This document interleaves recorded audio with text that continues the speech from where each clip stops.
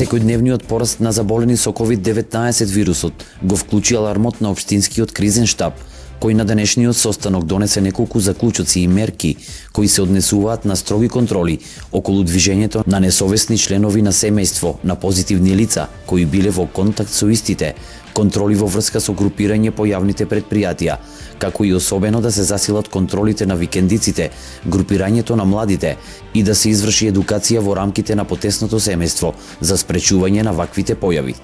Градоначалникот Звонко Пекевски истакна дека состојбата е загрижувачка, па поради високите бројки на позитивни случаи во градот, упати апел до сите граѓани за одговорно однесување и строго почитување на мерките за заштита донесени од кризниот штаб.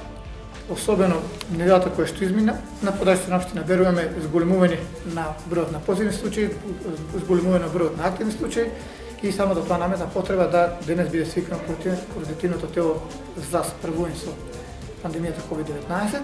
Наистата веќе имавте можност да ги слушнете мислењата, ставовите на одделните членови од соодветните институции кои влијаат и имаат своја обврска законска да учествуваат во превенцијата. Веќе се изнесени неколку заклучоци, особено да се зголемат и засилат контролите на локалите, местата каде што јавните површини во одредени излетнички места кои се ризик да продолжи зголемувањето на самата пандемија и секако засилување на останатите контроли и превенцијата на локално ниво преку самите институции. Веќе како општина преземаме одредени мерки, беа пренесени сега на самиот општински штаб. Верувам дека зависно од она што ќе се наметне преку новопрогласената кризна состојба, врски дека ќе поминат на локално ниво, да повторно имаме и истовремено така пренесените обврски ги сервисираме и завршиме во предвидените рокови, се со цел да ја задржиме и го намалиме пикот, ја намалиме можноста за зголемување на бројот. Пред се би сакал преку вас медиумите да апелирам до граѓаните. Значи, секоја една мерка која ќе донесе штабот, ако не се почитува или ако претходно не е присутна секој ден, кај секој ден од нас, штитејќи во сопственото, на тој начин го штити и јавното здравје. Дајте да си помогнеме заеднички да ги намалиме последиците само со одговорно однесување, почитување на мерките и на тој начин ќе олесниме работата на сите институции инволвирани во превенцијата на COVID-19. Началникот на ОВР Берово додаде дека полициските службеници вршат контроли на територијата на двете општини Берово и Пехчево, а во следниот период уште повеќе ќе се засилат контролите од нивна страна. Изрази загриженост поради несовесното однесување на граѓаните кои покрај предвидените мерки за заштита се собираат на семејни слави и групирањето на малолетни лица во викенд на селбите во Берово. Само че почна за вчера, имаме 17 од Берово, тоа повозрастни лица, еве ги, ја не сакам да ги обелоденуваме. 17 позитивни на COVID-19, беа 23, другите најверојатно се од селските населби. Тие се веćinom и се движат од 57 годиште, тука некаде до 60 и четврто и пето и има еден од 82 годиште. А сега вршиме исто така засилени контроли. Некни во сабота према недела имавме контрола од 18 до 23 со полициски службеници поделени во две групи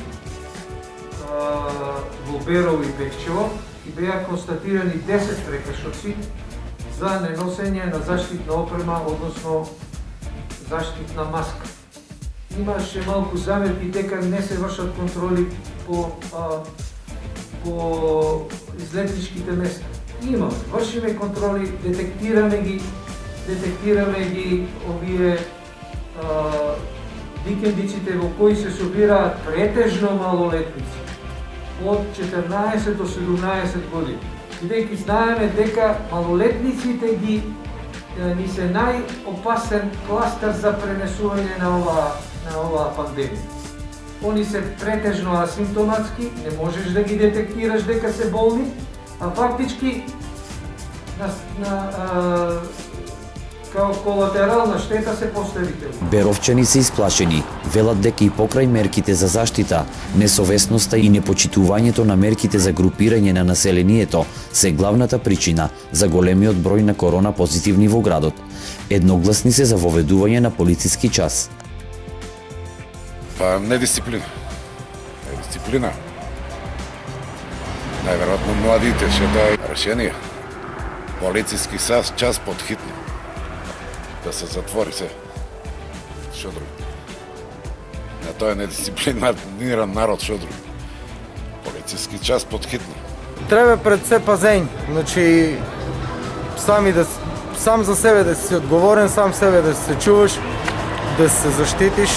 Това е, значи, иначе непредвидливо, не можеш да познаеш кој носи, кој не носи, кој има, кој нема. Лично ќе е на секој е свесен сам дека треба да ја, но претежно е, значи, не одржување дистанца и криење на контактите. Мислам дека е трагично, лоша ситуација. Со COVID имаме премногу заразени по број на жители.